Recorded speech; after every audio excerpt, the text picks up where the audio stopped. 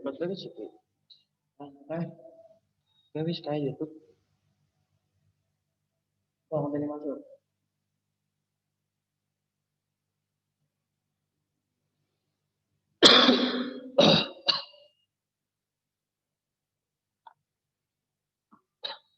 Apa?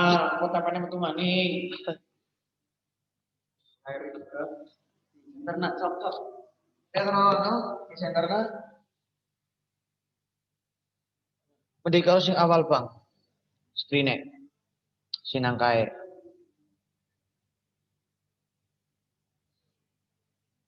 Ya, ya kan masuk ya baik ya apik.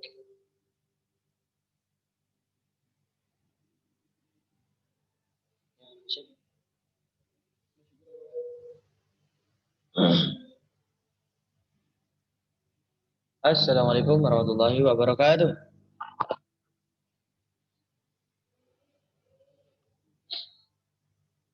Bisa masuk. Masuk dari tadi.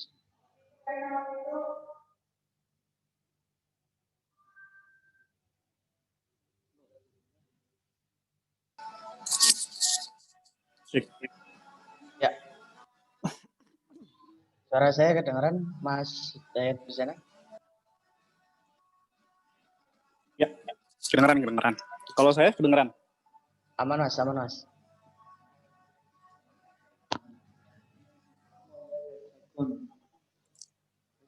Baru berdua ini. Langsung waktu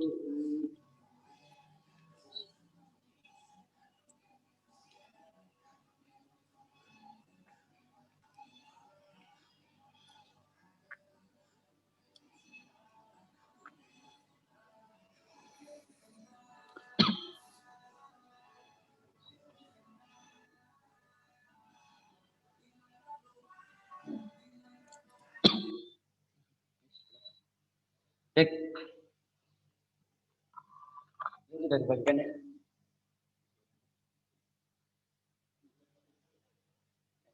Bentar mas, kita coba dulu sebentar. Siap.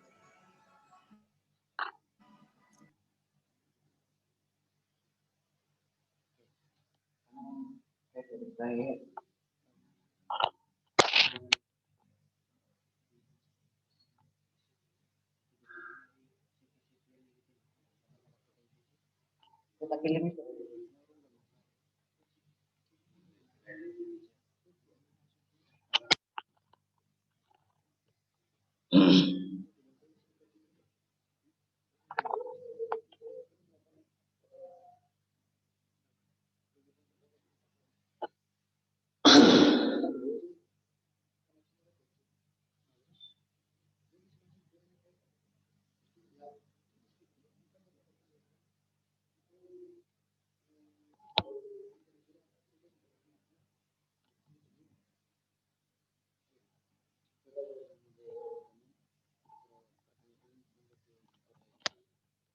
Kan mahasiswa di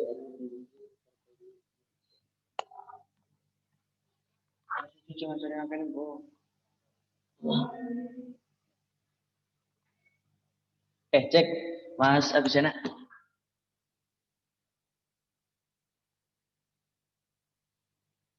Ya, hadir. Oke. Kita langsung mulai saja mas ya. Boleh. Oke. Assalamualaikum warahmatullahi wabarakatuh. Alhamdulillah. Waalaikumsalam warahmatullahi wabarakatuh. Al-anbiya'i wal mursalin wa ala alihi wa sahbihi ajmain amma ba'du. Pada yang terhormat Ketua Sistemik Komputama Majenang, yang terhormat narasumber kita beliau Mas Hidayat Abisena, yang terhormat seluruh sivitas dan dosen Sistemik Komputama Majenang, serta yang saya banggakan teman-teman mahasiswa baru ya peserta orientasi pengenalan kompetensi STMIK Komputama Majenang. Alhamdulillah, yang pertama marilah kita panjatkan puja dan puji syukur kehadirat Allah Subhanahu wa taala yang telah membawa kita dari zaman yang telah memberikan rahmat hidayahnya sehingga kita bisa bisa hadir dalam kesempatan seminar yang kedua dalam acara orientasi pengenalan kompetensi mahasiswa baru STIMIK Komputama Majenang. Yang kedua, salawat beserta salam semoga selalu tercurahkan kepada junjungan kita Nabi Agung Muhammad Sallallahu Alaihi Wasallam yang telah membawa kita dari zaman jahiliyah menuju ke zaman yang penuh dengan ilmu ini. Selanjutnya, perkenankan saya di sini sebagai moderator yang nanti akan membimbing jalannya acara seminar kali ini bersama narasumber kita ya. Ini masih muda, energik, semangat banget gitu ya. Nah, siapa beliau? Nanti silahkan boleh perkenalan sendiri seperti itu ya. Mungkin untuk Mas Hidayat Abizena, silahkan boleh memperkenalkan diri terlebih dahulu. Oke, terima kasih Mas Hengki. Ini berarti streaming ke mahasiswa-mahasiswa lain ya, calon-calon mahasiswa baru. Ya, betul Mas. Gitu. Jadi bukan hanya kita berdua kan, kayak ngobrol. Enggak hanya kita berdua. Oke, terima kasih banget. Terima kasih atas undangannya. Ini kalau kedengaran agak berisik, mohon maaf, karena ini saya sambil di meeting di tempat meeting sama klien juga, jadi sambil nunggu beliau datang, saya ikutan webinar ya, OPEC online ya. OPEC online. OPEC online. Kaget lah, ada kucing.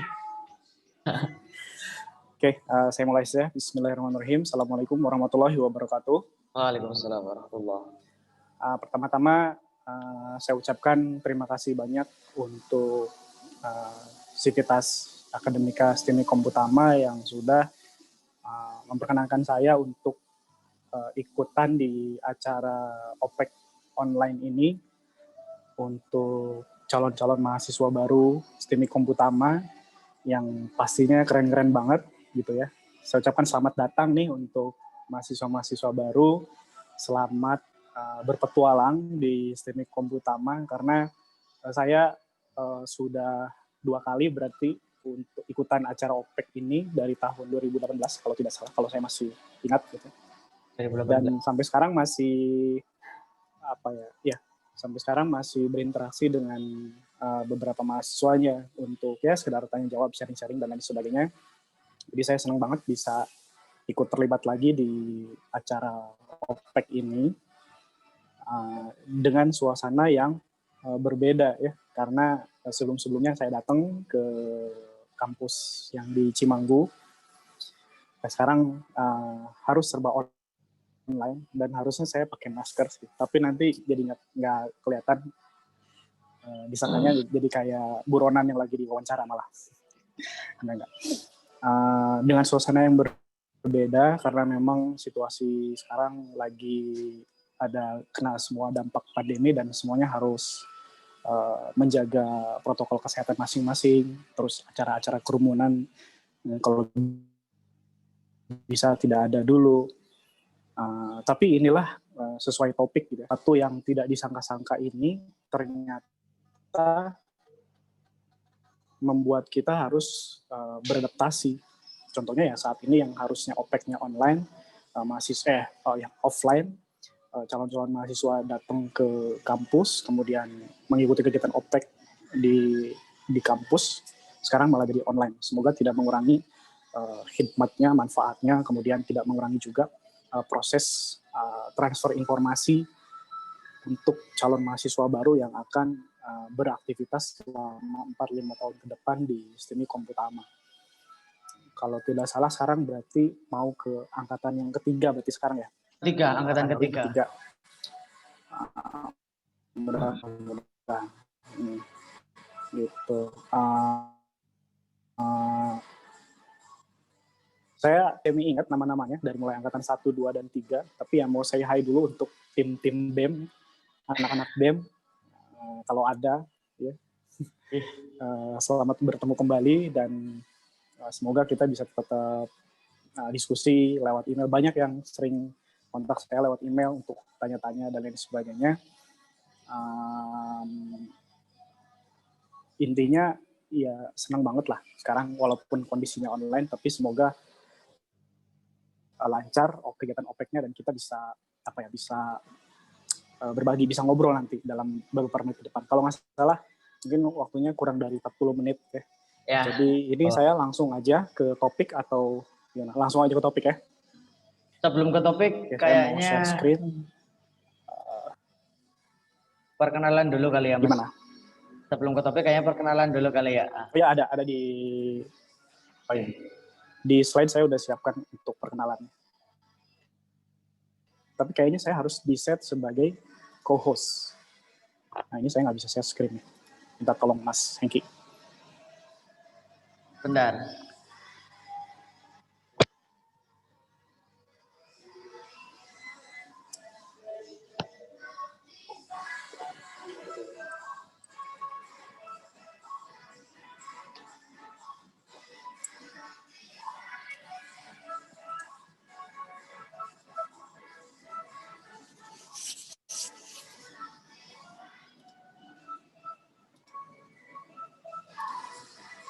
Atau kalau misalnya tidak bisa, saya. Oh bisa ya? Udah. Oh ya bisa. Terima kasih Mas. Ya. Start broadcast. Oke, asumsinya sekarang bisa melihat layar saya ya.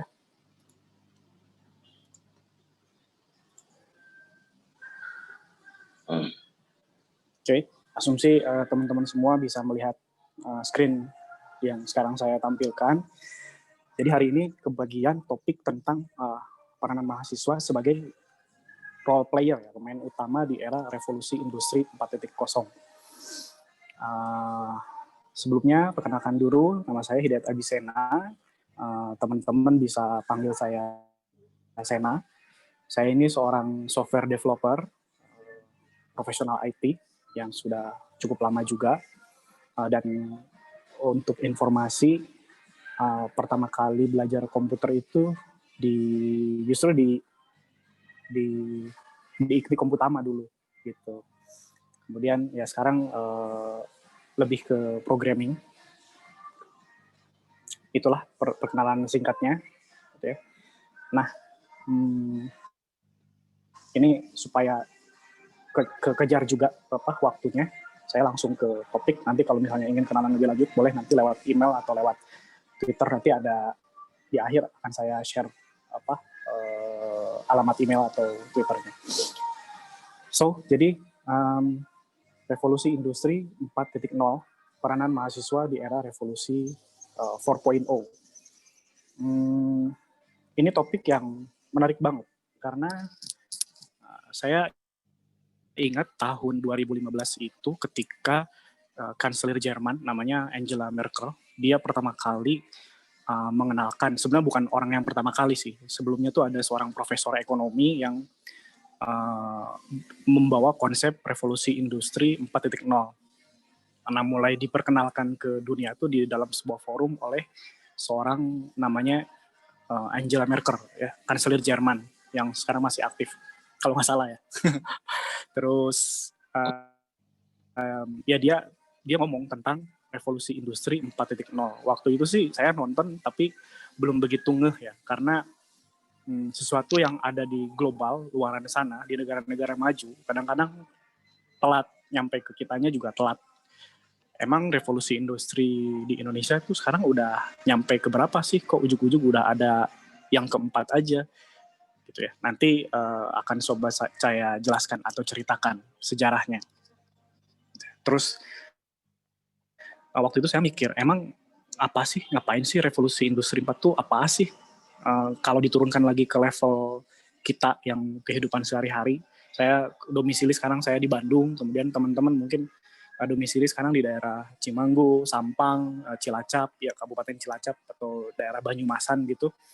Apa sih efek revolusi industri itu, kenapa kita harus aware dan kenapa kok kita harus punya peran, apalagi mahasiswa gitu. Kenapa harus punya peran di era revolusi industri? Saya coba jelaskan dulu dari sejarahnya dulu. Jadi kalau revolusi itu kan sederhananya perubahan besar lah, perubahan masif lah, di bidang industri. Sebenarnya apa sih? Maksudnya pada prinsipnya itu revolusi industri itu hanya sebuah metode ataupun titik tonggak yang ada kaitannya sama kehidupan ekonomi. Atau lebih spesifiknya lagi, bagaimana manusia memproduksi barang dan jasa. Kalau kita mau flashback dulu, di tahun 1701, itu banyak ilmuwan-ilmuwan zaman dulu ya, abad ke-17. Mungkin Mas Hengki belum lahir ya. Belum. Ya siapa tahu udah lahir gitu kan. Tahun itu, abad ke-18, itu udah banyak ilmuwan yang membuat mesin-mesin untuk memproduksi barang dan jasa. Karena dulu tuh tahun segituan itu kebanyakan orang untuk memenuhi kebutuhan ekonominya itu dengan cara bertani atau beternak. Pakai tenaga, pakai waktu, ya kerja dari pagi sampai sore, kemudian malam istirahat, terus menerus berulang-ulang. Nah, pada saat itu ada beberapa ilmuwan yang ingin membuat sesuatu untuk mengefektifkan waktu, mengefisienkan waktu, kemudian supaya nggak keluar terlalu banyak tenaga. Makanya ditemukanlah beberapa penemuan pada saat itu, di antaranya mesin uap, kemudian awal-awal listrik juga ada pada tahun itu, terus kereta api dengan bahan bakar uap juga ada waktu itu, cuman belum ramai. Nah, karena terjadi perubahan gitu ya, yang asalnya pakai tenaga manusia sekarang dibantu dengan peralatan-peralatan yang ditenagai oleh uap atau mesin uap, maka terjadi shifting atau terjadi perubahan besar dalam memproduksi barang dan jasa. Nah, perubahan besar ini disebutnya dengan revolusi industri. Ya, kenapa disebut revolusi industri? Ya karena ada perubahan di bidang industri dan pada saat itu untuk menjawab kelangkaan barang dan jasa yang diakibatkan oleh ya tenaga manusia kan terbatas, kemudian sumber daya alam juga terbatas. Lama-kelamaan kalau dipakai terus akan habis. Tenaga juga sama, lama-kelamaan begitu usia mulai menua, tenaga sudah mulai menurun, akhirnya kemampuan untuk memproduksi barang dan jasa juga berkurang.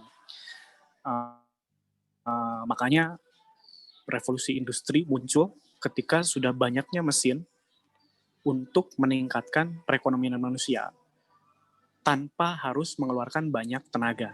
Waktu itu masih sanggupnya cuma baru berupa mesin-mesin uap aja. Ini ada contoh mesin uap, ini ada di museum ya, dari dulu sampai sekarang ini ada contoh mesin uap bikinan James Watt. Ini juga saya lampirkan gambar ya kurang lebih kehidupan pada saat itu ya, di abad ke-18 awal. Ya mungkin seperti ini ya, pakaian-pakaiannya elegan. Sebenarnya pakaian-pakaian itu diproduksinya oleh orang-orang yang menenun, kemudian menjahit, manual banget alatnya, lama bikinnya.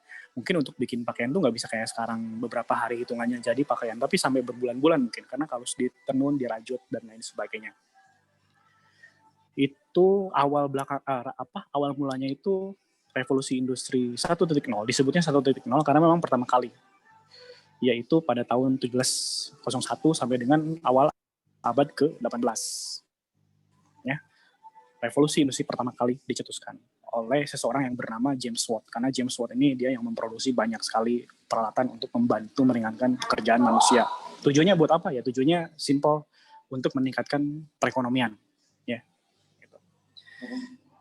Ini milestone lebih jelasnya. Saya tidak akan bahas detail, cuman kurang lebih kayak gini. Yang pertama, tadi di awal abad 18 ya, ditemukannya mesin uap untuk proses produksi barang. Kalau sebelumnya kan tergantung pada tenaga manusia sama hewan, itu 1.0 tuh.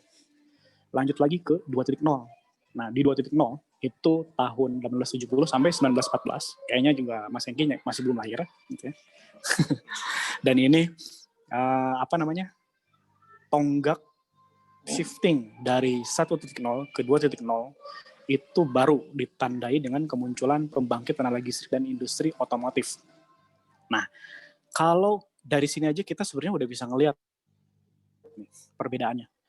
Perbedaannya adalah semakin hari, semakin tahun, manusia pengen segala sesuatunya menjadi lebih cepat, lebih mudah, lebih ringkas, lebih ringan, dan tanpa harus menggadaikan waktu. Menggadaikan waktu tuh maksudnya begini, untuk bisa memenuhi kebutuhan sehari-hari aja, manusia harus bekerja dengan tenaganya. Ini belum pakai otak ya, masih tenaga doang. Itu seharian, dilakukan selama setiap hari, dan hasilnya sedikit. Ya karena itu tadi, tenaga manusia terbatas. Nah, revolusi-revolusi ini tujuannya adalah untuk itu.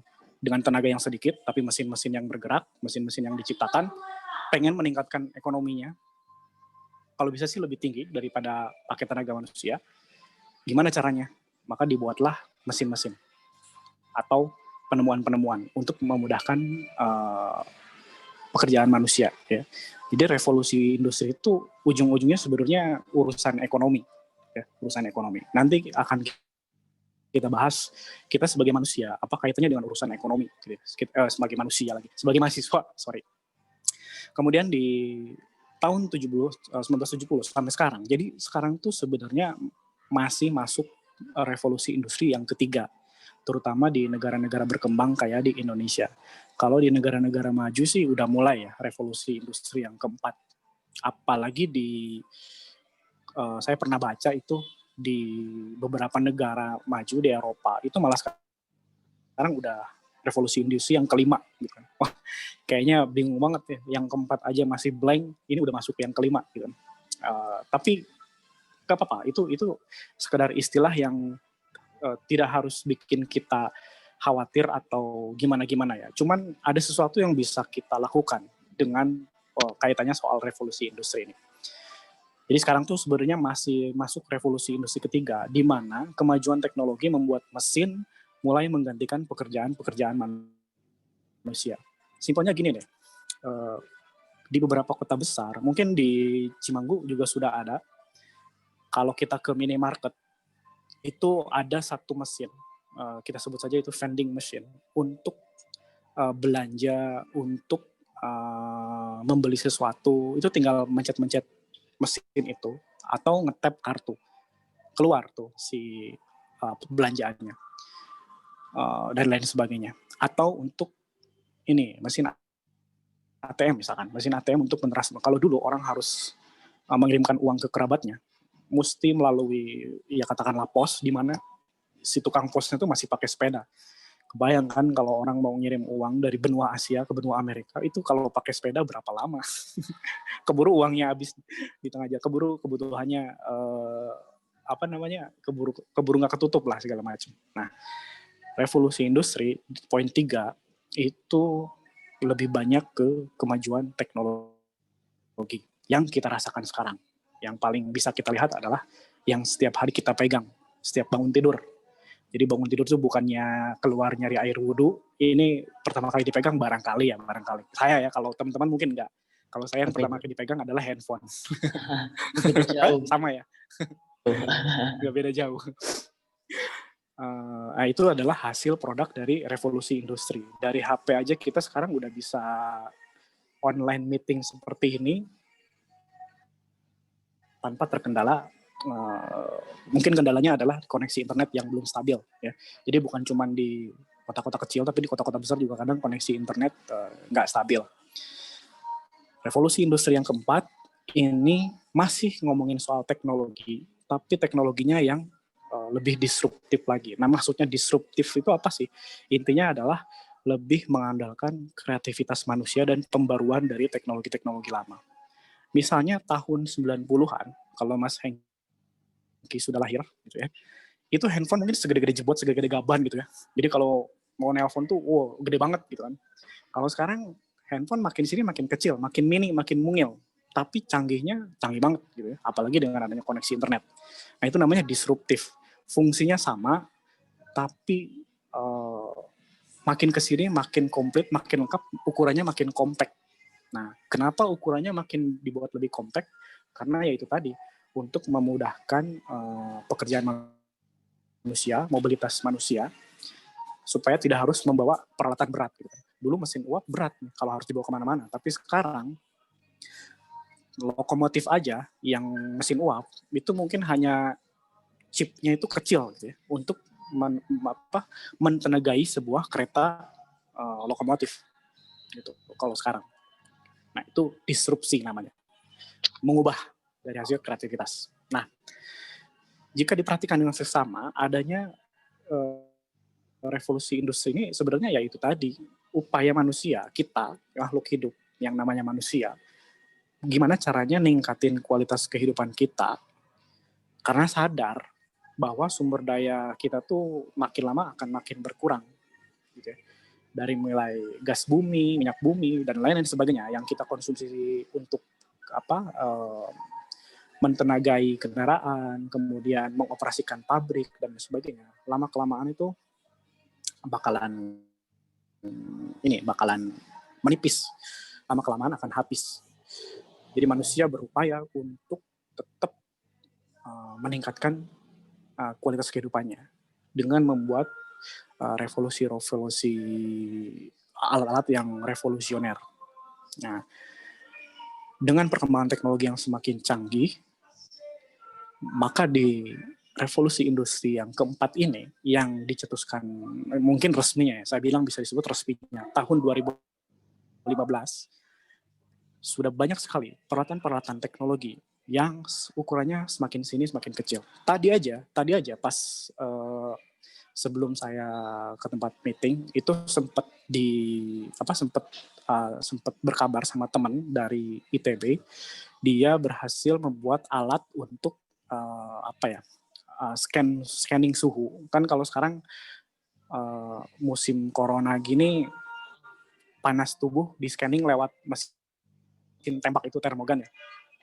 Nah, dia yang di ITB itu berhasil bikin alat yang lebih kecil lagi, dan kita hanya berdiri di depan alat itu kayak selfie, dan ukurannya kayak handphone yang kecil, kayak selfie. Nanti ketahuan suhu tubuh kita berapa, kesehatan kita kayak gimana, dilihat dari dia mendeteksi panas tubuh manusia, keluar tuh data-datanya. Mungkin nanti gambarnya akan saya share ya kalau sempat. Tadi soalnya saya minta, bro, kirim dong gambarnya buat gue share nih pas kebenaran lagi cuap-cuap nih dari teman-teman mahasiswa gitu kan. Sampai saat ini dia belum nge-share. Nanti kalau udah ada saya share ke Mas Amar tadi yang mau hubungi saya. Gambarnya seperti apa. Nah intinya adalah alat itu dibikin ya, supaya ngedeteksi suhu tubuh itu bisa lebih mudah lagi. Sama kayak orang bercermin langsung keluar data-datanya. Sampai secanggih itu sekarang. Padahal ya bisa dibilang kita mungkin penerapan revolusi industri itu di Indonesia masih telat ya, karena isinya masih wacana-wacana. Tahu dari mana isinya wacana-wacana? Ya simpelnya adalah kalau pemerintah mulai serius bergerilya ke setiap kampus untuk menerapkan pembelajaran yang mendukung revolusi industri, nah itu baru langkah konkret gitu ya. Panjang lah kalau ngomongin itu ya. Tapi intinya adalah ini sekedar pengetahuan sejarah ya, sejarah. Nah, lanjut persiapan mahasiswa di era revolusi industri 4.0. Saya tidak akan mengajak kita untuk berpikir terlalu jauh ke daerah negara-negara maju kayak Jerman, negara-negara di Eropa yang revolusi industri buat mereka udah bukan lagi sekedar wacana, tapi memang ya mereka sehari-harinya udah kayak gitu, udah jalan. Nah, ini buat kita nih yang sekarang saya tinggal di Bandung, teman-teman tinggal di Cimanggu, Sampang, Cilacap, Kabupaten Banyumas dan lain sebagainya. Apa yang bisa kita lakukan atau apa yang bisa kita perbuat supaya ya bisa mengejar perkembangan revolusi industri itu udah sampai mana gitu ya. Karena kan kayak sekarang tuh apalagi mahasiswa ya, yang saya rasakan tuh kadang-kadang masih ngeblank gitu, mau ngapain, kemudian ya jelas mau belajar di kampus gitu kan, tapi kan sekarang lagi online gini, kadang-kadang ada aja kendalanya, dari mulai lebih nyaman rebahan atau nongkrong sama teman-teman, atau memang koneksi internetnya tidak memadai karena pulsa tidak mencukupi untuk online learning, tapi untuk chatting gebetan mah cukup gitu ya.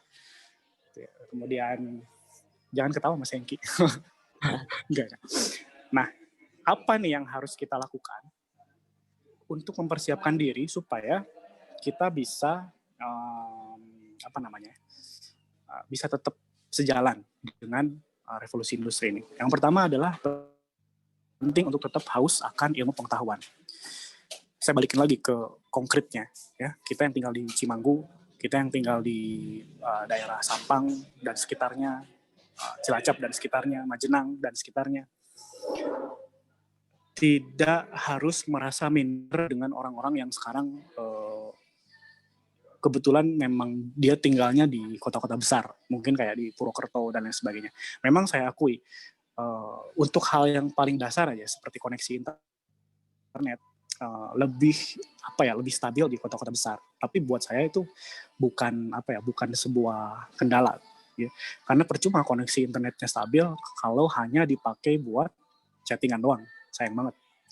Percuma kalau koneksi internetnya stabil kalau tidak menambah wawasan kita akan ilmu pengetahuan. Penting untuk tetap haus akan ilmu pengetahuan. Kenapa? Karena sekarang ilmu pengetahuan bisa kita dapatkan tidak hanya melalui pendidikan formal seperti kuliah. Bisa kita dapatkan dengan browsing, bisa kita dapatkan dengan menonton YouTube. Jadi, kalau kita punya kuota YouTube yang lumayan oke dan bagus gitu ya, alih-alih menonton Atta Gledek dan lain sebagainya, saran saya sih karena Steamik ini lebih ke sistem analis kemudian ya berbau IT, lebih baik fokus ke konten-konten yang memang ada kaitannya sama sana tentang IT. Karena apa? Karena revolusi industri 4.0 adalah semua hal yang berbau-bau IT, teknologi informasi. Nanti saya sih di Twitter saya itu ada list-list konten YouTube yang bermanfaat untuk konten-konten pembelajaran IT. Ya. Ada satu kelompok mahasiswa di daerah pinggiran kota Jogja, gitu ya. Nama channel YouTube-nya Cap Capung. Walaupun mereka profesinya sebagai petani, peternak, ini mahasiswa yang beneran belum lulus dan ada yang juga baru lulus, bertani, beternak, terus kalau yang nanam lele gitu disebutnya ya ternak lah, apa itu ternak. Modal mereka adalah dari belajar konten-konten tentang beternak di YouTube. Sampai akhirnya sekarang sukses. Masih mahasiswa, sukses beternak, bertani. Padahal bukan anak IT. Gitu. Definisi suksesnya apa? Definisi suksesnya saya bikin simpel lagi. Kalau sekarang yang tinggal sama orang tua untuk kuliah aja masih ongkosnya dijagain sama orang tua, buat saya itu masih belum sukses ya. Itu masih bergantung sama orang tua. Nah, definisi sukses buat mahasiswa, kalau saya boleh ngasih standar, adalah mampu untuk memenuhi kebutuhannya sendiri. Dari mulai hal yang paling kecil, ongkos buat ke kampus, ongkos buat beli kuota internet, kalau perlu sekalian ongkos untuk makan 2 kali sehari. Yang makan malamnya bareng di rumah lah, biar akrab. Gitu. Nah, itu definisi sukses untuk mahasiswa. Ya. Kalau sekarang belum kesampaian, gimana dong? Ya nggak masalah, kan namanya juga lagi belum tahu ya. Sekarang udah dikasih tahu bahwa ada mahasiswa yang di pojokan sana, di daerah terpencil, di Jogja, koneksi internet 4-4-an, tapi kuota YouTube-nya oke, belajar dari YouTube, kemudian punya lahan, punya orang, kerja sama orang, beternak dan lain-lain, sekarang sukses. Dari pertanian, perikanan, peternakan. Padahal bukan orang IT. Tapi semua yang konsep pertanian perikanannya berbasiskan teknologi. Dari mulai peralatan yang digunakan, sensor-sensor yang digunakan, itu semua belajar dari YouTube. Terus dia mahasiswa jurusan apa ya? Kebetulan dia jurusan mahasiswa pertanian, perikanan, dan sebagainya. Apalagi kita yang orang IT. Karena nanti di STEM komputer itu belajar tentang IT, mostly akan mendapatkan atau terpapar informasi tentang IT. Buat saya, kalau kita belajar IT, itu kita belajar untuk menjadi orang yang ngasih solusi ke orang lain. Kenapa? Karena ya sekarang basisnya semua teknologi. Melatih diri untuk terlibat di masyarakat ini tadi saya udah contohin si Cap Capung ini. Jadi kalau sekarang kita sebagai mahasiswa ataupun calon mahasiswa yang masih gamang mau ngapain, ini benar nggak sih saya masuk Steamik ngambil jurusan sistem informasi, ini mau ngapain sih nanti, mau jadi apa sih nanti. Nah, kalau ada kebingungan seperti itu nggak apa-apa ya, itu bagus.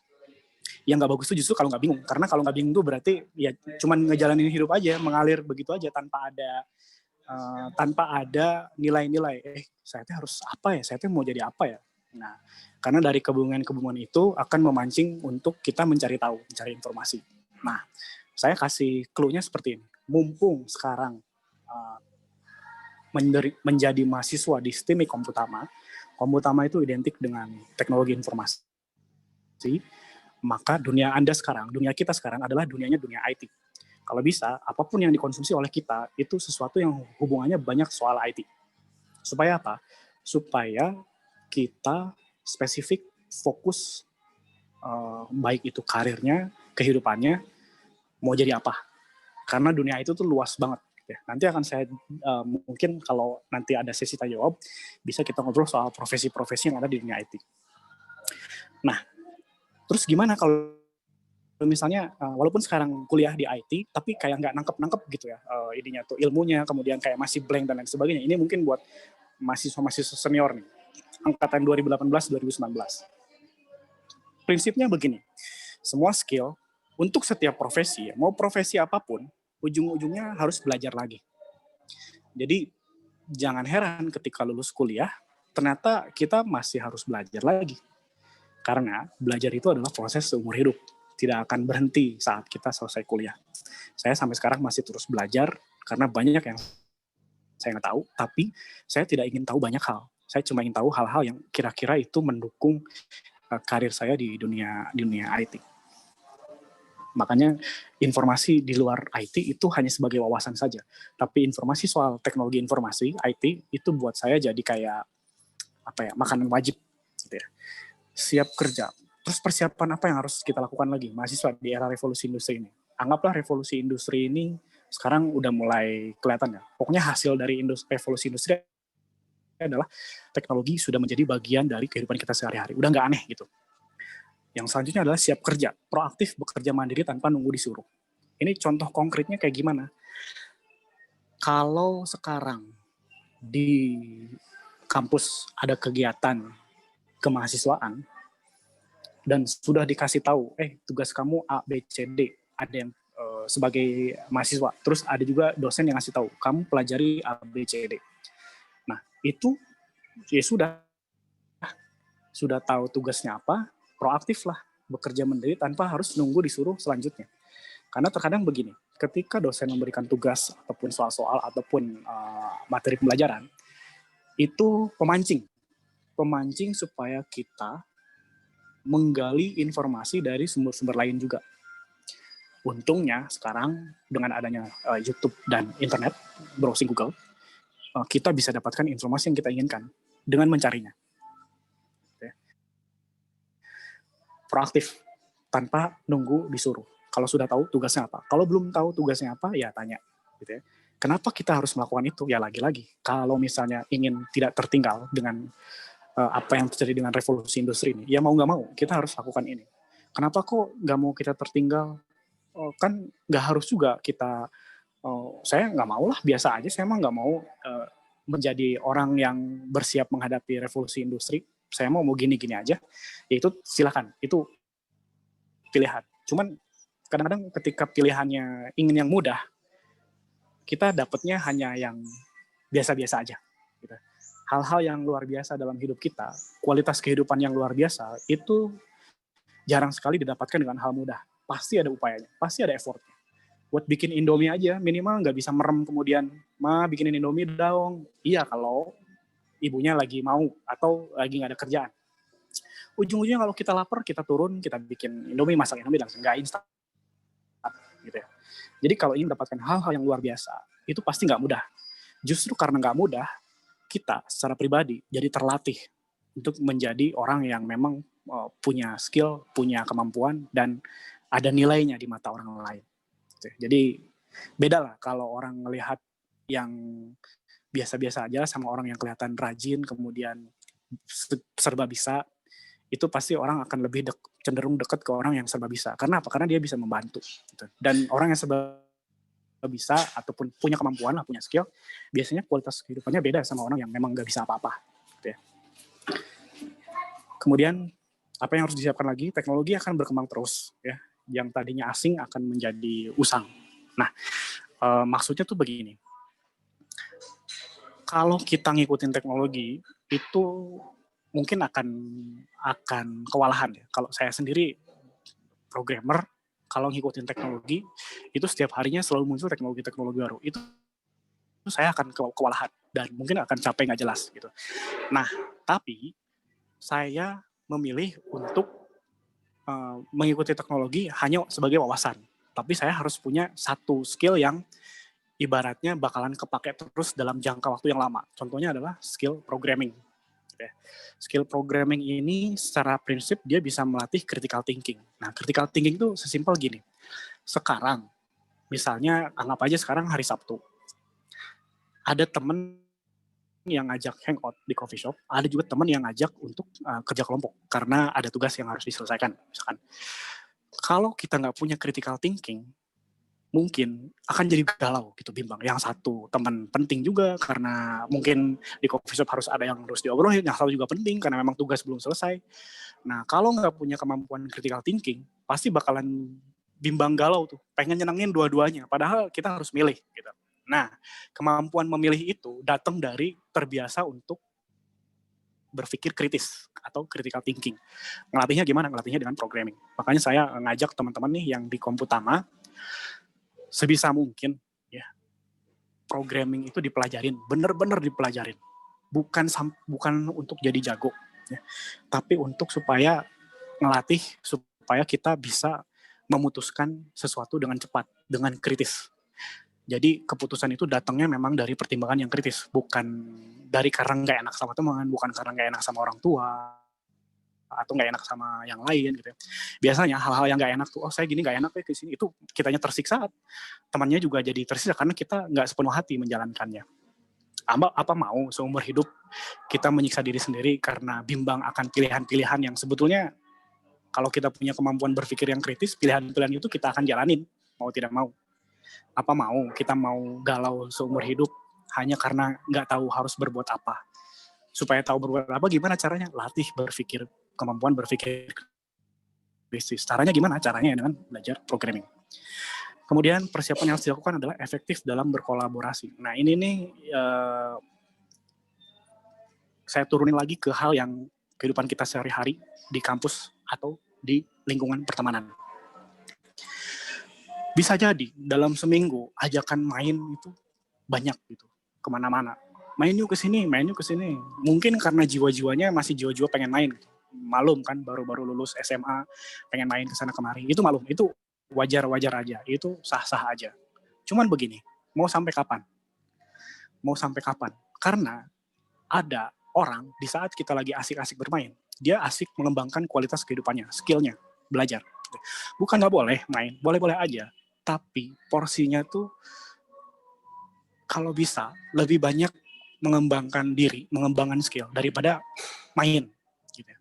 Tapi mainnya saya mengembangkan skill kok. Skill apa? Skill ngebacot atau skill ya skill apapun gitu. Ya silakan aja. Cuman prinsipnya adalah kalau kira-kira mainnya kita itu hanya membuat kita menjadi semakin malas atau semakin gundah gulana, mungkin ada yang salah dengan pilihan itu. Mungkin ada yang salah gitu ya. Kalau saya lebih memilih, kalau main boleh, tapi nggak harus seminggu full isinya main semua. Akan lebih banyak waktu untuk menyiapkan diri saya untuk menjadi orang yang punya skill, punya kualitas, punya sesuatu yang buat orang tuh jadi bernilai. Misalnya saya sebagai seorang programmer, orang lain menilai saya sebagai programmer yang handal, mereka membayar saya atas skill saya. Karena ujung-ujungnya sebagai mahasiswa, keluar dari kampus, kita harus punya kemampuan dasar untuk mencari nafkah. Nggak lagi harus disuapin sama orang tua. Itu mau tidak mau kenyataan yang harus dihadapin. Itu baru ngomongin kenyataan hidup. Belum lagi kita ngomongin kenyataan revolusi industri di mana semua berbau IT, minimal pengetahuan tentang IT. Halo? Ya, halo? Lanjut, Mas. Gimana? Aman? Lanjut, oke. Nah, ketika lulus kuliah mampu mencari nafkah. Nah ini sebenarnya target ya, target peran kita sebagai mahasiswa di revolusi industri 4.0. Ketika lulus kuliah, kita itu minimal mampu mencari nafkah, minimal untuk kebutuhan dirinya sendiri, yaitu tadi buat ongkos, buat beli kuota. Kalau misalnya punya mimpi, punya cita-cita, pengen pergi ke kota besar, berkarir di kota besar, itu boleh. Tapi dengan era teknologi informasi yang semakin canggih ini, dengan internet yang semakin stabil ini, saya rasa saya aja sekarang pengen tinggal di desa lagi karena kayaknya lebih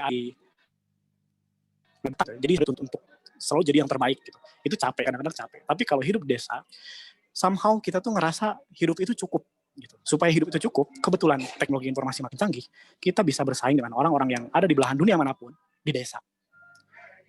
Gitu. Dan ketika mahasiswa sudah mampu mencari nafkah ketika lulus kuliah ya, nanti baru mikirin gimana caranya memperbesar nafkahnya. Jadi bukan hanya cukup untuk dirinya sendiri, tapi bisa memenuhi membantu orang tua kalau misalnya orang tua masih perlu dibantu, dan mungkin membantu sesama. Gitu ya. Ini tangga-tangga realistis yang harus dihadapi oleh mahasiswa ketika sudah lulus kuliah, mampu mencari nafkah sendiri. Makanya selama 5 tahun masa kuliah di STIMIK ini dimaksimalkan baik-baik, kurangin waktu, kurangin main-mainnya, perbanyak mengembangkan dirinya. Jadi apa peranmu? Apa yang dibutuhkan orang lain darimu? Supaya lebih jelas lagi, sebenarnya peran kita sebagai mahasiswa itu apa sih? Apa yang dibutuhkan orang lain dari kita? Yang dibutuhkan orang lain dari kita adalah bisa wawasan. Wawasan itu adalah pengetahuan yang kita dapatkan semasa kita berkuliah. Entah itu pengetahuan tentang ekonomi, pengetahuan tentang bahasa Inggris, pengetahuan tentang programming, pengetahuan tentang berorganisasi. Ya, berorganisasi itu bagus. Pengetahuan tentang materi-materi yang lain. Atau tenaganya. Atau pengetahuannya. Wawasan sama pengetahuan itu beda ya. Kalau pengetahuan itu adalah informasi yang kita baca, kita terima. Tapi kalau wawasan adalah informasi kita baca, kita terima, kita jalankan, kita manfaatkan, kita lakukan. Atau yang dibutuhkan dari orangnya adalah kebaikan kita. Gitu ya. Kalau misalnya kita ngikutin nih perkembangan apa yang terjadi selama dampak pandemi ini, semua orang struggling dengan hidupnya masing-masing, gitu ya. Semua orang berjuang untuk bisa tetap hidup di masa pandemi ini. Saya melihat banyak sekali orang-orang baik yang bermunculan, yang sebelumnya tuh saya lihat jarang. Gitu ya. Dari mana kelihatannya? Ya kelihatannya dari banyak orang yang dirinya sendiri kekurangan, tapi kayak bersedia membantu orang lain dengan cara memberikan pengetahuannya secara gratis, atau memberikan makanan secara gratis, dan lain sebagainya. Itu indah banget. Gitu kan? Jadi kadang-kadang ketika wawasan kita biasa-biasa aja, pengetahuan kita biasa-biasa aja, tenaga kita juga ya segitu-gitu aja, kebaikan kita bisa kita tawarkan ke orang lain. Apakah nanti takut dimanfaatkan? Percaya deh, balasan dari setiap kebaikan itu adalah kebaikan lagi, gitu aja. Nah, apapun yang dibutuhkan orang lain dalam hidup kita tuh sebagai mahasiswa perlu menghasilkan sesuatu dari hidup kita. Apa itu? Sesuatu yang disebut dengan karya. Spesifiknya lagi, mahasiswa sistem informasi, calon-calon mahasiswa STIMIK belajar tentang teknologi informasi di STIMIK. Karya yang mungkin yang bisa kelihatan adalah kemampuan untuk menganalisa sistem, kemampuan untuk membuat website, kemampuan untuk membuat aplikasi, kemampuan untuk berbahasa Inggris, dan kemampuan apapun yang dipelajarin selama di kampus. Kemampuan itu ditelurkan menjadi sebuah karya. Nah, karya inilah yang akan menjadi mata uang kita di masa revolusi industri yang sekarang ini sudah dimulai sebagai nilai kita di hadapan orang lain. Ya, kan itu tadi balik ya. Ketika lulus kuliah, mampu mencari nafkah. Nah, dari mana nafkahnya? Dari karya-karya yang kita buat. Gitu ya. Contoh konkretnya, saya kenal sama satu anak dari, kalau tidak salah dia daerah mana ya, saya lupa, tapi di daerah Kalimantan gitu, tapi spesifiknya saya lupa. Dia satu-satunya orang di desanya yang di desa itu kebetulan udah masuk internet, cuman ya nggak terlalu kencang-kencang amat. Dia programmer web, cuma bisa HTML, CSS aja, tapi kemampuannya bagus di situ. Dia mendapatkan klien dari Amerika, gitu ya. Dengan jam jam ininya kan beda ya. Kalau di sini di Indonesia pagi, di sana malam. Dan ya dari situ aja dia bisa hidup, membiayai hidupnya sendiri, membiayai keluarganya, dan membantu untuk madrasah di tempat tinggalnya untuk tetap kayak ustadz-ustadznya digajinya dari situ. Saya nggak akan bicara soal nominalnya karena kalau angka tuh kadang-kadang menyilaukan. Cuman gini, ketika orang tinggal di desa kemudian punya kemampuan hanya HTML sama CSS saja, tapi bisa mendapatkan klien dari luar negeri, itu buat saya jadi sesuatu yang luar biasa. Terus muncul pertanyaan, itu kan kebetulan saja, itu possibility-nya 1:1000 tuh orang bisa kayak gitu. Iya, memang seperti itu. Tapi kan kalau kita punya sesuatu, kalau kita punya skill, kemungkinannya kan jadi lebih besar daripada kita nggak punya skill apa sama sekali. Gitu. Mumpung sekarang belajar teknologi informasi di STIMIK, maka skill dasar yang harus dikuasai adalah yaitu tadi, bisa bikin web. Walaupun hanya sekedar HTML, CSS, tapi tekunin sampai dalam banget.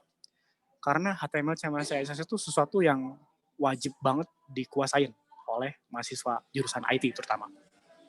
Bahasa Inggris juga termasuk. Kita bisa berkarya dengan skill tersebut. Maka bisa dibilang apa peran kita mahasiswa di era revolusi industri 4.0, 4.0, peran kita adalah berkarya sebaik mungkin sejak dini, mulai dari sekarang, mulai dari setelah kita OPEK ini.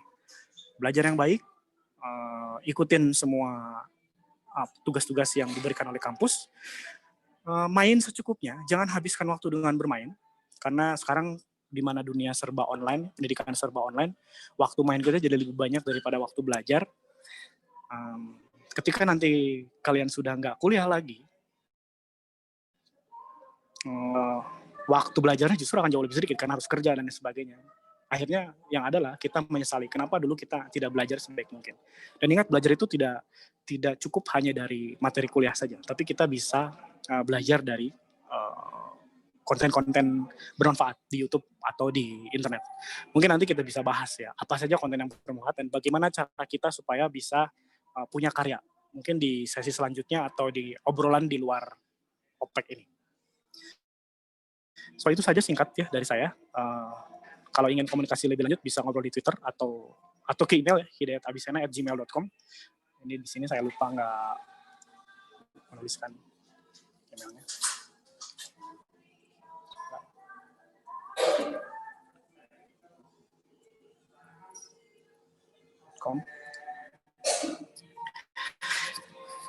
Dan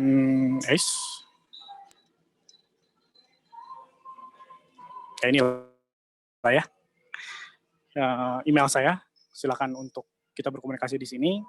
Jadi untuk materi tentang revolusi industri, peranan kita mahasiswa di revolusi industri ini saya cukupkan sampai di sini. Selanjutnya kalau mau ngobrol, tanya jawab, silakan saya berikan kesempatan. Thank you.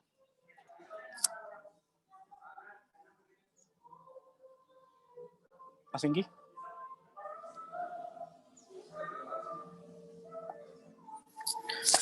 Halo Mas Inggi. Halo. Wah, ini jangan-jangan udah pada pulang nih. Aman. Masih di tempat. Oke. Iya Mas. Mulai meeting. Masih ada waktu Mas. Kalau masih ada nih, ada beberapa pertanyaan yang masuk ke kita. Oke. Ini Mas, ini ada yang bertanya. Ini banyak banget pertanyaan yang masuk nih ke kita sebenarnya. Jangan karena nanti kita keterbatasan waktu, jadi hanya beberapa saja seperti itu ya Mas ya. Oke, bentar. Nah, ini ada dari Mas Anjar Rizky. Dari Mas Anjar Rizky. Tapi kira-kira tadi materi saya bermanfaat atau tidak nih? Oh, bermanfaat banget dong, bermanfaat banget. Jadi gini, Mas. Oke, lanjut. Ginanjar Rizky Nurbianto. Nah, salah satu dampak dari Sena. ini Ya. maksudnya yang bertanya, Mas. Jadi gini, ini yang bertanya Mas. Oh ya. Ginanjar Rizky Nurbianto dari kelompok 8 kampus 1. Salah satu dampak Hai, Mas Ginanjar. Dari revolusi industri 4.0 adalah seorang cyber. Nah, bagaimanakah persiapan seorang mahasiswa dan para akademisi untuk menanggulangi dampak ini? Silakan. Cyber security maksudnya ya? Hacker gitu ya? Itulah. Ya. Langsung aja konkret ya saya jawab. Untuk cyber itu kan serangan. Ya, kalau kita diserang berarti kita harus tahu caranya bertahan.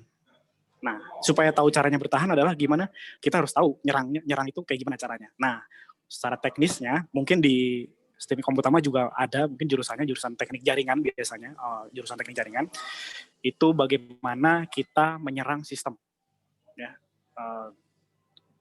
mungkin nanti perlu lab kecil, kita dari laptop kita nyerang ke sistem. Ya, ketika kita sudah tahu caranya nyerang, otomatis kita akan tahu caranya bertahan. Ya kayak sepak bola aja.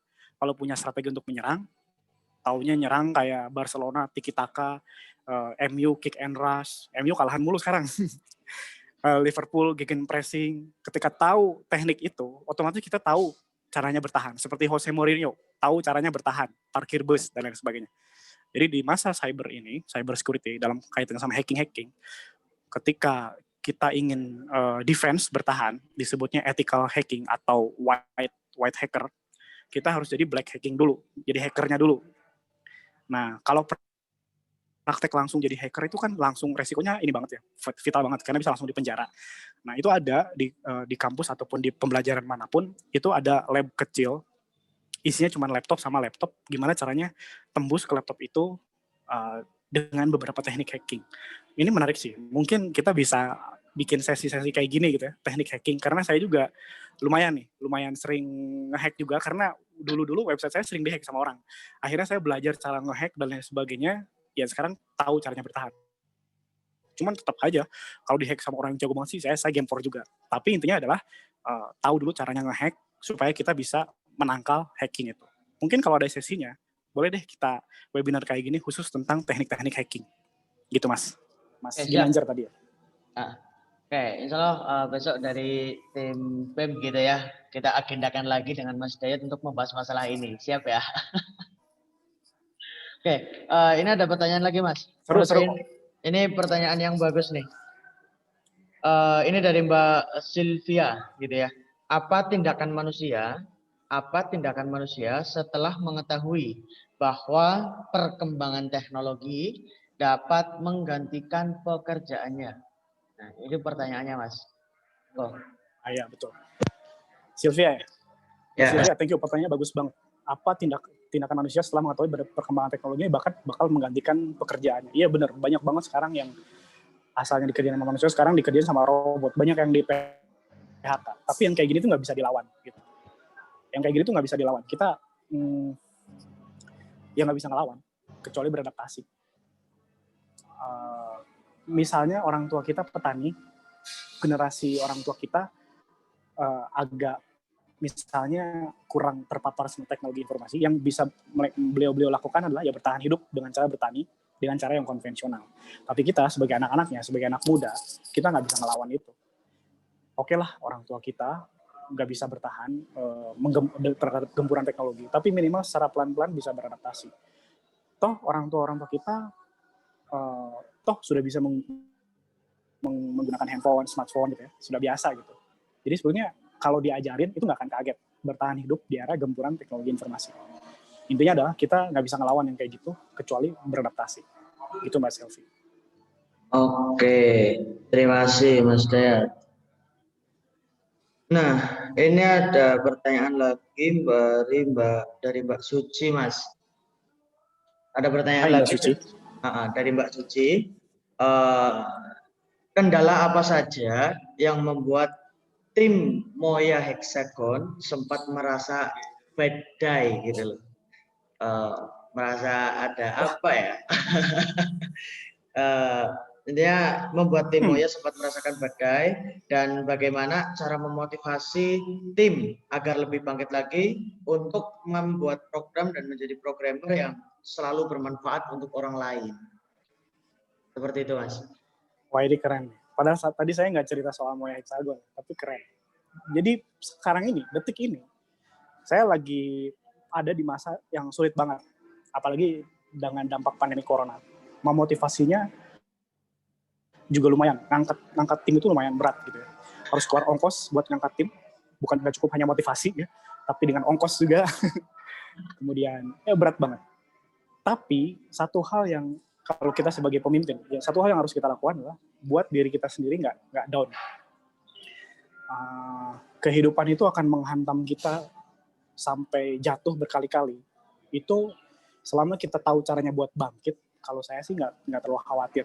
Ya. Jadi kalau pegangan saya itu, kapan momen breakdown-nya banget atau backdown-nya banget, itu sekarang lagi dialamin. Ya. Karena kondisi pandemi, orang IT itu stabil, tapi kan klien-klien kita kena dampaknya.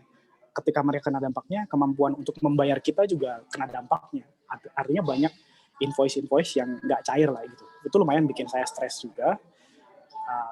Cuman saya tetap optimis bahwa selama saya tahu caranya nyari makan, selama saya tahu caranya untuk menafkahi diri saya sendiri dan tim, saya nggak perlu khawatir. Ya. Karena jawaban dari itu semua adalah tidak berhenti belajar. Ya. Dan tetap berdoa, semoga kondisi ini tetap terlewati. Ya namanya juga ini ya, namanya juga hidup ya. Kadang kayak roda gitu, kadang di bawah, kadang nginjek tai ayam gitu ya. Kadang bannya kempes, terus kapan naiknya ya nggak naik-naik. Tapi intinya itu sih, beradaptasi dan tidak pernah kehilangan semangat untuk bangkit. Kita boleh jatuh, tapi jangan lupa buat bangkit. Jatuh satu kali, bangkitnya dua kali. Siapa tadi? Mbak Suci. Itu benar tuh, Mbak Suci. Ya. Oke. Di YouTube saya ada itu. Di YouTube saya ada itu. Jadi YouTube saya itu isinya adalah kegalauan-kegalauan ketika ngalami masalah. Kegalauan-kegalauan. Tuangkan dalam bentuk karya. Nah, iya benar, serius. Jadi berkarya itu kadang-kadang tidak harus dikaitkan dengan uang, tapi pengakuan. Ketika saya lagi galau karena sekarang lagi ngalamin kondisi yang berat, saya tuanginya dengan bikin konten YouTube yang isinya keresahan hati. Ternyata responnya cukup bagus. Ada yang jadi klien, ada yang jadi teman baru, dan lain sebagainya. Kalau kita ngegalau, kemudian kita posting sesuatu di IG Stories atau di WhatsApp Stories bentuknya puisi, ya udah itu jadiin sebuah karya. Bukan cuma hanya sekadar galau. Gitu kan.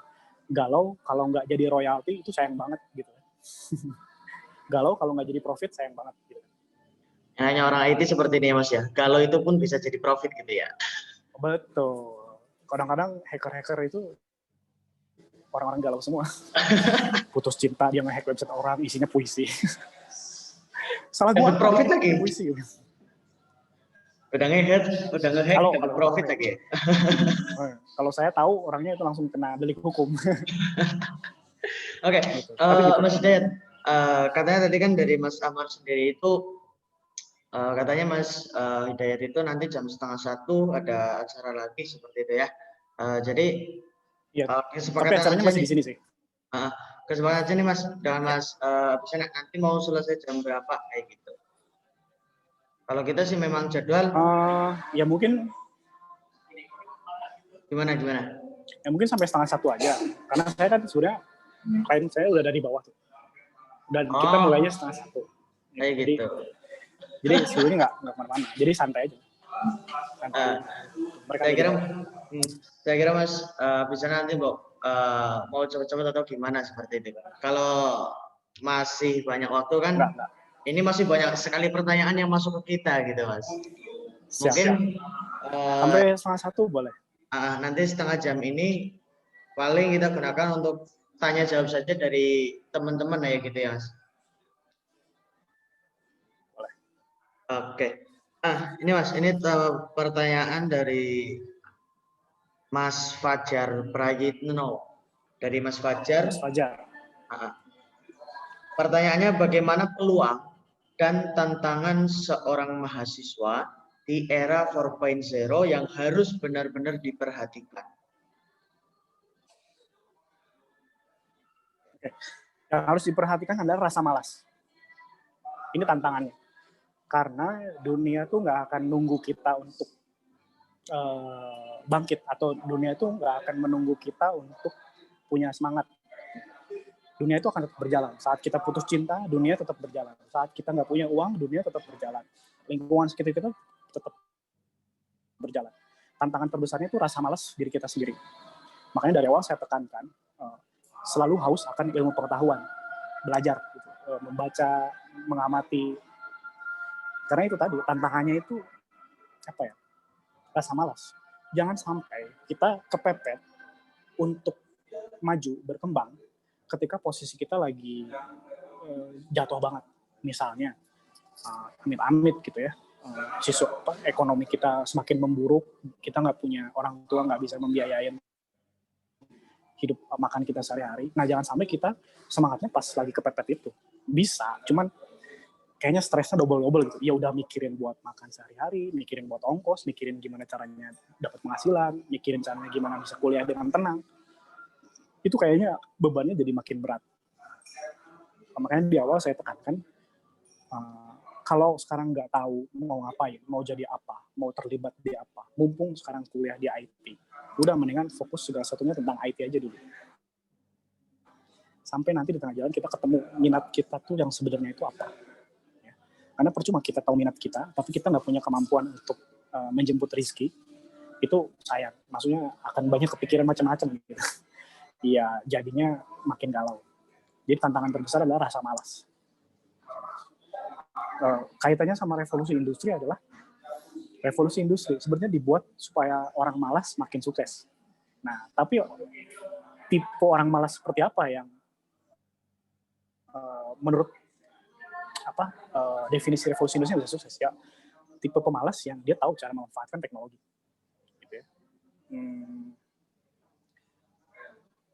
Harusnya ada contohnya sih. Mungkin kalau yang dekat adalah kalau pernah dengar ada anak STM, anak SMK yang sempat buat antivirus Indonesia. Saya lupa namanya siapa, tapi dia anak SMK. Dia berawal dari rasa malasnya untuk install ulang. Akhirnya dia bikin antivirus bermodalkan pembelajaran dari YouTube dan sebagainya. Dia melawan rasa malas. Jadi tantangan terbesarnya adalah rasa malas. Tantangan berikutnya adalah tahu kita mau ngapain. Ya, kalau belum tahu kita mau ngapain, mungkin kita akan kayak berputar-putar di satu tempat aja tanpa ada celah ataupun titik cahaya yang bisa, saya mau ke sana, saya mau ke sini. Muter di tempat itu capek. Ya karena nggak tahu harus ngapain, kecuali menjalani hidup saja. Tidak punya manfaat buat orang lain. Nah mungkin itu ya, kata kuncinya adalah melawan rasa malas, dan saya manfaatnya untuk dunia sekitar saya itu apa ya? Jangan saya jadi sampah masyarakat gitu. Sampah aja masih ada manfaatnya, bisa didaur ulang, jadi pupuk dan lain sebagainya. Itu terlalu ekstrim banget sih contohnya, tapi ya udah. Kadang-kadang saya memang kejam. Kadang harus ada penekanan seperti itu. Ya, betul. Mas Engki nggak kayak gitu kan? Beda jauh. Siap. Itu mungkin. Nih, saya lanjut bacakan pertanyaannya. Ini dari Mas Ridwan Nulatif. Sebagai orang awam dan baru pertama kali mengenal tentang pemrograman, mau tanya ke kakak-kakak untuk menjadi programmer yang mahir. Bahasa pemrograman apa? Atau mulai dari pemrograman apa dulu untuk bisa mengikuti perkembangan revolusi industri 4.0? Fokusnya di web aja dulu. Pemrograman web itu semua hal yang berbau revolusi industri 4.0 dan 5 bahkan sekalipun tidak akan lepas dari web.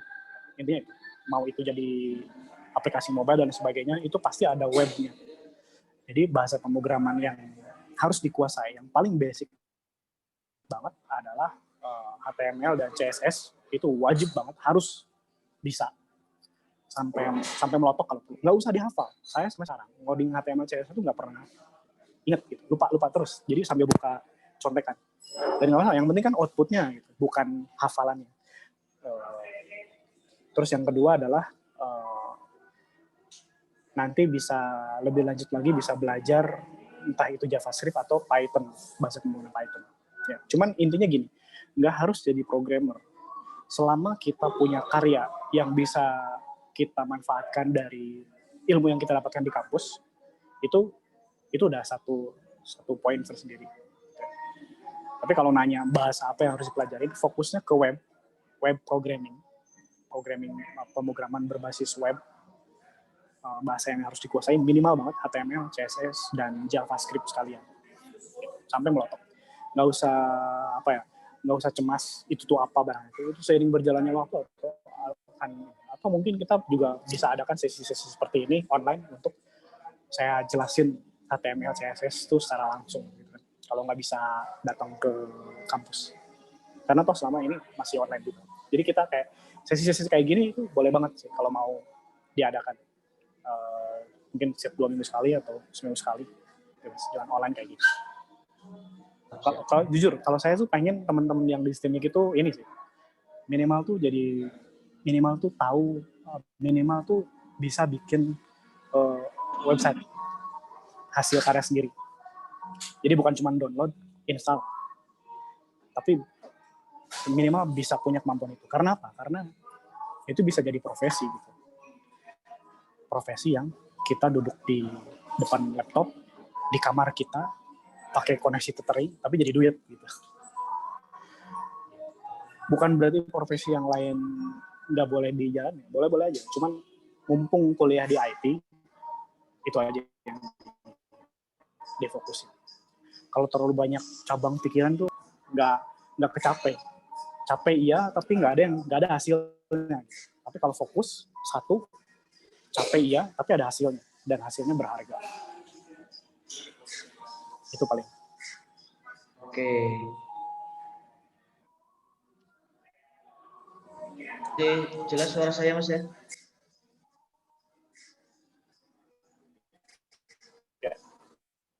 Oke. Mas, ada pertanyaan lagi nih dari Kamal Huda Bima Sadewa. Pertanyaannya, gimana sih cara mengembangkan teknologi informasi di pedesaan? Sedangkan jaringan di pedesaan itu tergolong masih kurang dari kata layak. Ini kan menjadi sebuah tantangan tersendiri tentunya untuk seorang programmer seperti itu. Silakan Mas. Ya, yes. Saya setuju. Gimana caranya adalah meluangkan waktu untuk datang ke kampus atau ke tempat yang ada koneksi internetnya. Memang jadinya kayak ngemodal ongkos, yang ngemodal mungkin harus punya laptop, mungkin harus ke kafe atau coffee shop yang ada koneksi internetnya. Tapi modal-modal itu nanti akan balik modal sih. Manakala kita punya skill. Jadi tidak ada cara lain ya, sambil berharap bahwa koneksi internet akan datang ke desa kita. Kalau misalnya belum datang, dengan tetap menjaga protokol kesehatan, datanglah ke kampus. Karena di kampus biasanya ada koneksi internet. Dari situ kita belajar. Apa yang harus dipelajarin? Nah, itu tadi. Mungkin kita bisa ada sesi-sesi khusus di mana kita bahas, kalian belajar ini dong. Nanti saya kasih tahu, terus kalian praktek kayak gitu. Yang penting adalah punya kemauan untuk datang ke kampus atau ke tempat-tempat yang ada koneksi internet. Kalau belum punya laptop gimana? Ya ini mungkin jadi tujuan pertama ya. Tujuan cita-cita kalian yang pertama adalah bagaimana saya bisa punya laptop. Laptop sekarang murah-murah kok, dari mulai 1,5, 2.500.000. Ya nggak tahu sih murah apa enggak, tapi bisa dipakai buat belajar. Itu udah cukup. Setelah punya laptop, datang ke kampus atau ke tempat-tempat yang ada koneksi internet, buka internet, belajar. Jadi memang harus ngemodal dulu di awal. Tapi modal itu nanti baliknya bisa berkali-kali lipat. Kalau kita sudah punya skill, sudah punya karya. Sabar aja. Tapi memang harus keluar modal dari awal. Kalau bisa, gila, modal lagi. Nggak usah patah semangat ya. Ketemu teman aja, janjian sama teman yang punya laptop, belajar bareng. Intinya, di mana ada kemauan, di situ pasti ada jalan. Itu pepatah lama yang kayaknya masih relevan sampai sekarang. Kalau kita nggak punya kemauan, kita mungkin nggak akan ditunjukin jalannya. Ya balik lagi. Gitu kan. Tapi kalau kita punya kemauan, ada aja jalannya. Balik lagi, kamu mau apa? Gitu. Itu mungkin. Oke. Mungkin nanti kita nggak usah Mas siapa tadi? Maaf. Mas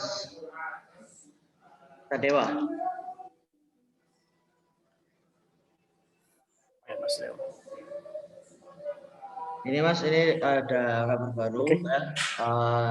Nanti kayaknya kita nggak sampai jam 12:30, tapi cukup jam 12:15 ya, seperti itu. Nah, ini mumpung masih ada waktu 10 menit, boleh. kita bacakan pertanyaannya nanti sampai dengan waktu yang sudah panitia tentukan, seperti itu Mas ya. Oke. Ya. Nah, ini pertanyaan Mas. Tadi ini masih ada hubungan dengan pojokan dari Yogyakarta itu loh, yang teman-teman mahasiswa yang memanfaatkan teknologi untuk di bidang pertanian dan perikanan. Nah, ini ada yang tanya juga nih Mas. Apa sih yang saya ingat channel YouTube-nya Cap Capung. Cap Capung. Channel YouTube-nya Cap Capung namanya. Ya. Channel YouTube-nya Cap Capung. Oke. Pertanyaan seperti ini Mas. Apa yang harus dilakukan oleh para pelaku bisnis di dunia agro atau pertanian supaya bisa beradaptasi dan memanfaatkan teknologi di era industri 4.0 sekarang ini dan untuk kedepannya? Oke. Bekerja sama orang yang menguasai dunia IT. Kadang-kadang kita sebagai pebisnis juga tergoda untuk belajar IT, tapi kalau pengen cepat, lebih baik sebagai pebisnis agro itu fokus aja di agronya. Untuk urusan IT-nya kerjasama sama orang IT. Cara cari orang IT-nya di mana? Ya paling dekat sih nyari dari kampus gitu ya. Biasanya di kampus tuh dosen-dosen punya kemampuan untuk menilai nih kamu kerjasama sama bapak ini untuk mengembangkan IT di bidang agronya. Di bidang agro itu banyak banget teknologi yang bisa digunakan. Contohnya sekarang tuh ada perusahaan bisnis startup namanya e-fishery. Jadi dia itu ngasih makan ikan pakai alat IoT, Internet of Things. Ya. Kayaknya di Komputama dipelajari deh, kalau nggak salah. Untuk, tapi saya nggak tahu ya, untuk ngasih makan ikan secara otomatis. Jadi nggak usah datang ke tambak kemudian ngasih makan satu-satu. Enggak, itu basic. Itu si alat itu yang akan ngasih makan secara otomatis. Kita datang hanya karena rasa sayang aja, bukan karena pengen ngasih makan ikan. Karena semua pakannya sudah diotomasi oleh mesin itu. Nah, itu siapa yang bikin? Orang-orang IT. Orang agronya, pebisnis agronya kerjasama sama orang-orang IT itu. Kemudian cara lain yang berikutnya adalah membeli produk yang sudah ada. Banyak sekali produk-produk teknologi yang bisa digunakan di dunia agro yang sudah jadi, yang tinggal dipakai. Carinya di mana? Ya balik lagi. Bisa browsing sendiri di internet, misalkan dengan kata kunci produk teknologi, produk agroteknologi. Keluar tuh apa aja produknya. Bisa dihubungi langsung, dikontak, beli, dan lain sebagainya. Mau nggak mau harus dilakukan. Gitu. Jadi tidak harus kita yang sendiri melakukan, tapi kerjasama sama orang yang sudah tahu di dunia IT. Mungkin bisa kerjasama sama saya juga bisa. Promosi deh. Ya. Oke Mas. Nah, ini kan juga tentu dalam bidang pendidikan juga terdampak nih. Bidang pendidikan kan juga terdampak oleh industri 4.0 seperti itu kan. Nah, ya betul. Kira-kira dampak yang paling kelihatan untuk bidang pendidikan itu apa, Mas? Dampak yang paling kelihatan? Sebenarnya dampak yang paling kelihatan udah kerasa sekarang lah ya. Tidak ada kegiatan perkuliahan yang langsung di kampus, artinya beban operasional tetap jalan terus, tapi karena tidak ada kegiatan akhirnya jadi kayak chaos gitu. Kalau dampak sih kayaknya udah mulai kerasa oleh setiap kampus manapun. Bahkan ada sempet tuh ada mahasiswa yang kangen sama kampusnya, dia gedor-gedor pagar gitu. Aku pengen kuliah sampai segitunya. Cuman gini,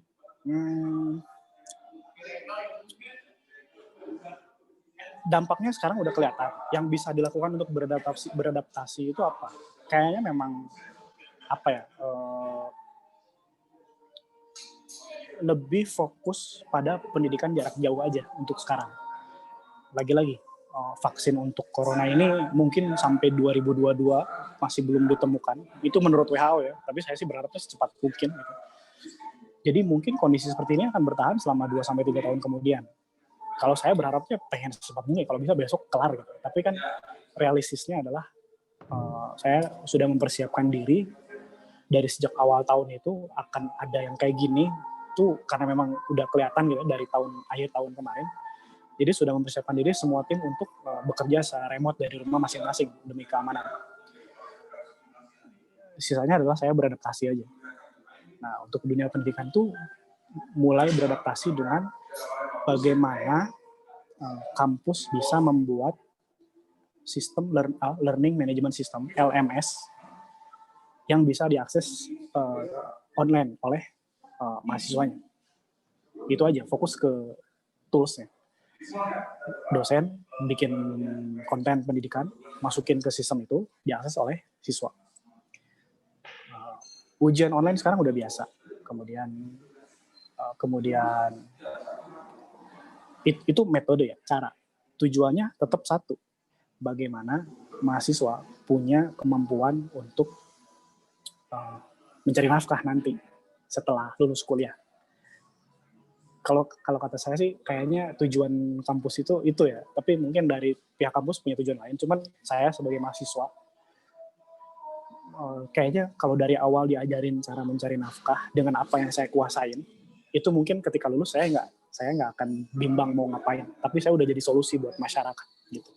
Minimal solusi buat diri saya sendiri, nggak usah minta duit ke orang tua, bahkan bisa ngasih ke orang tua. Kan tujuannya itu kan, ujung-ujungnya ada ekonomi yang harus dipenuhi di kehidupan sehari-hari. Gitu kan. Bisa bermanfaat buat sekitar, bisa nyumbang ke madrasah dan lain sebagainya. Tapi kalau saya nggak tahu caranya, kadang-kadang bingung juga harus gimana. Nah, kampus itu adalah memfasilitasi mahasiswanya supaya punya kemampuan mencari nafkah dari pengetahuan yang dia miliki, pengetahuan dari yang dia pelajari. Tujuannya ke sana, metodenya pakai sistem pembelajaran yang LMS itu, Learning Management System. Ada yang gratisan, yang tinggal dipakai, itu juga udah cukup. Yang penting adalah dosennya memang komit untuk bikin konten pendidikan ya, untuk diupload ke LMS itu. Menurut saya itu langkah yang paling realistis yang bisa dilakukan sekarang, ya, beradaptasinya. Ya. Karena kondisi seperti ini kita nggak bisa prediksi kapan akan berakhir. Kalau ngikutin WHO, katanya WHO baru sanggup 2022, itu pun masih nggak jelas ya. Tapi daripada mikirin kapan-kapannya, kadang-kadang energinya habis. Baik beradaptasi aja dengan apa yang bisa kita lakukan saat ini. Kalau saya ke beberapa kampus di Bandung sudah mulai pasang sistem-sistem supaya mereka bisa online learning tetap jalan. Gitu. Ada kampus juga yang kayak sekarang streaming YouTube, gitu ya, untuk pembelajaran online. Di ITB, di Unpad udah kayak gini. Di beberapa fakultas di Unpad udah kayak gini. Jadi dosen sama moderator satu, sisanya YouTube streaming. Nanti mahasiswa lain jadi bisa ngeliat dong, ya nggak masalah. Karena kadang-kadang ilmu itu pada akhirnya memang harus dibagikan melalui media apapun. Cuman kan yang orang lain kan yang bukan mahasiswa nggak akan bisa ikut ujian, artinya nggak akan punya ijazah sertifikat kelulusan dari kampus yang bersangkutan. Mudah-mudahan itu bisa jadi jawaban. Karena saya bukan dari industri akademisi, tapi kalau yang sudah kami lakukan adalah kerjasama sama kampus, sistem e-learning untuk mahasiswa belajar dari sana. Karena tujuan kampus itu jelas. Tujuan si kampus itu jelas. Saya pengen mahasiswa saya keluar dari kampus ini punya kemampuan untuk mencari nafkah. Bukan disuruh jadi kerja, bukan. Tapi memang punya kemampuan aja mencari nafkah. Gitu. Bukan disuruh jadi orang kaya, bukan. Punya kemampuan aja mencari nafkah. Kayak gitu. Dan kayaknya ini juga disebutin juga sama Menteri Pendidikan yang sekarang. Ya. Gitu. Kalau nggak salah, saya pernah dengar statementnya dia bahwa lulusan perguruan tinggi itu mesti punya kemampuan mencari nafkah. Nanti saya cari sumbernya deh. Gitu. Oke Mas, bentar Mas. Di sini lagi azan. Lagi apa? Lagi azan. Oh iya. Sebentar. Siap.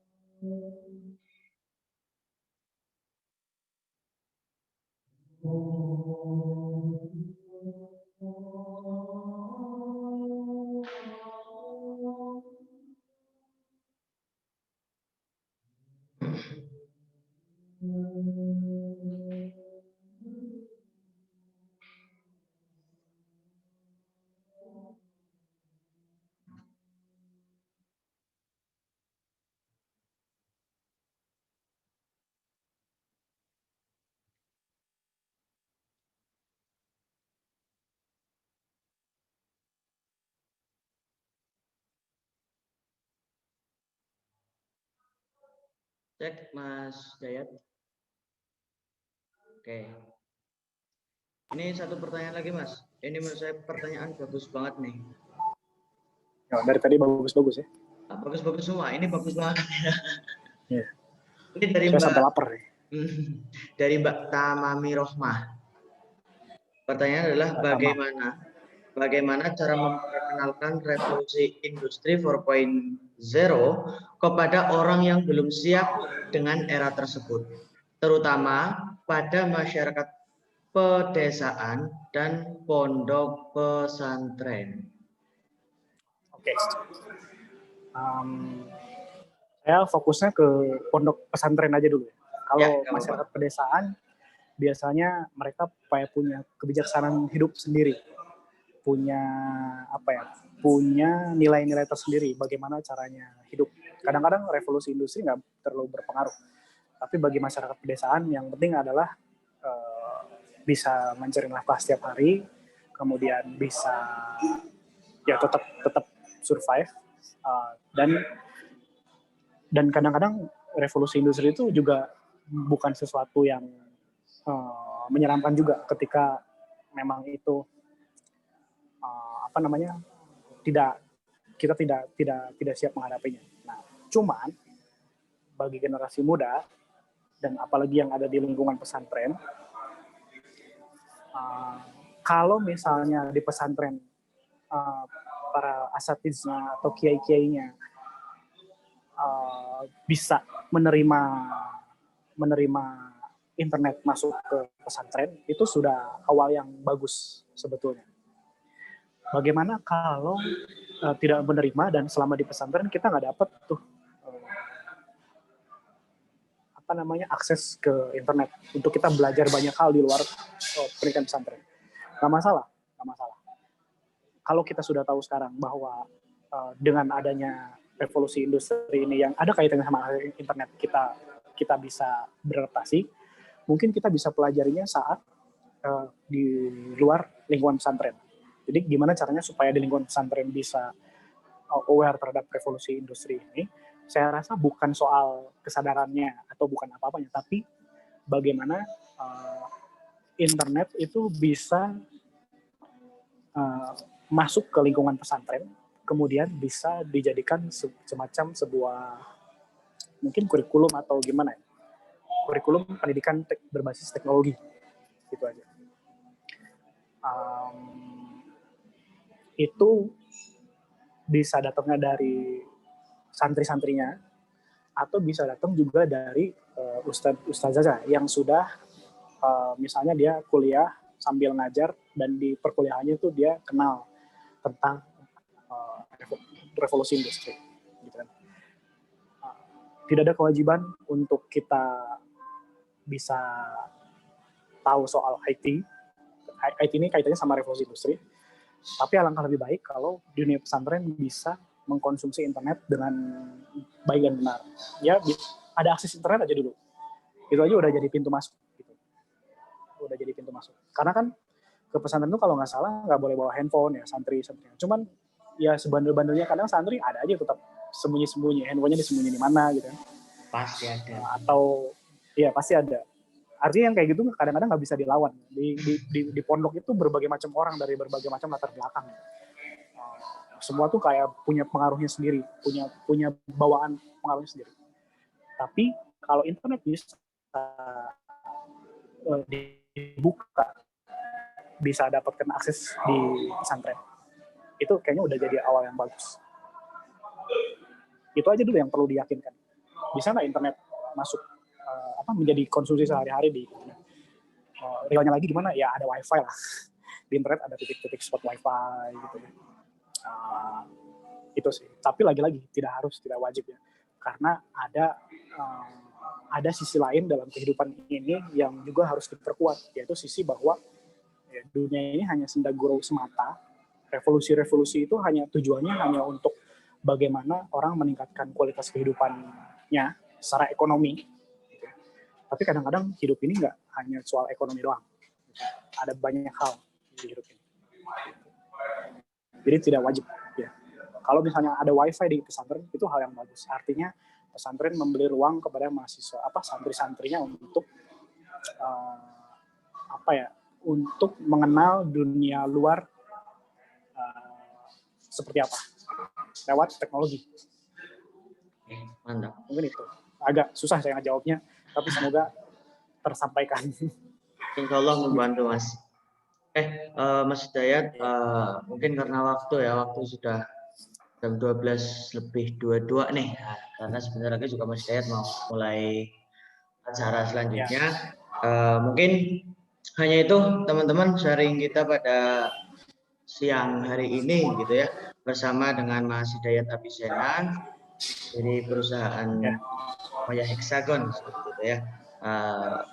Pada intinya dalam kehidupan sehari-hari itu memang kita tidak bisa terlepas dari yang namanya teknologi kayak gitu, apalagi untuk anak-anak sekarang, anak-anak milenial gitu ya, anak-anak yang lahiran tahun 90-an sampai tahun ini gitu ya, pasti nggak bisa lepas dari yang namanya teknologi kayak gitu. Nah, maka dari itu untuk teman-teman, khususnya teman-teman mahasiswa, daerah bisa lebih berperan aktif dalam mengikuti perkembangan arus industri 4.0.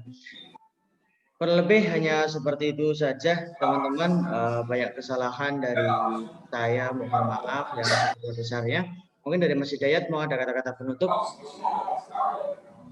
Ya, saya terima kasih banget udah diundang untuk berbagi, sharing di sesi ini. Saya benar-benar berharap teman-teman STIMIK bisa menjadi seorang anak profesional IT. So kalau ada sesi-sesi lanjutan setelah ini, misalnya kita bisa sharing seminggu sekali, itu saya senang banget bisa untuk kita diskusi lebih lanjut. Mohon maaf apabila dari saya ada kekurangan selama menyampaikan gagasan-gagasan yang tentang revolusi industri. Pada prinsipnya adalah kita sebagai mahasiswa perannya itu vital banget, karena memang kita nggak bisa lepas dari teknologi informasi. Itu aja sih. Jadi harus disiapkan sejak sekarang. Siap. Terima kasih, Terima kasih Mas Mas Hengki sudah Siap, memoderatori. sama-sama. Terima kasih untuk Mas Hidayat dari sana sudah mau berbagi bersama kami dari teman-teman dari tim panitia dan juga mahasiswa. Ya, terima kasih banyak dan mohon maaf banyak sekali kekurangan dari kami Mas Hidayat. Terima kasih untuk semuanya. Sama-sama. Saya tutup. Wabillahi taufiq wal hidayah. Assalamualaikum warahmatullahi wabarakatuh. Waalaikumsalam warahmatullahi wabarakatuh.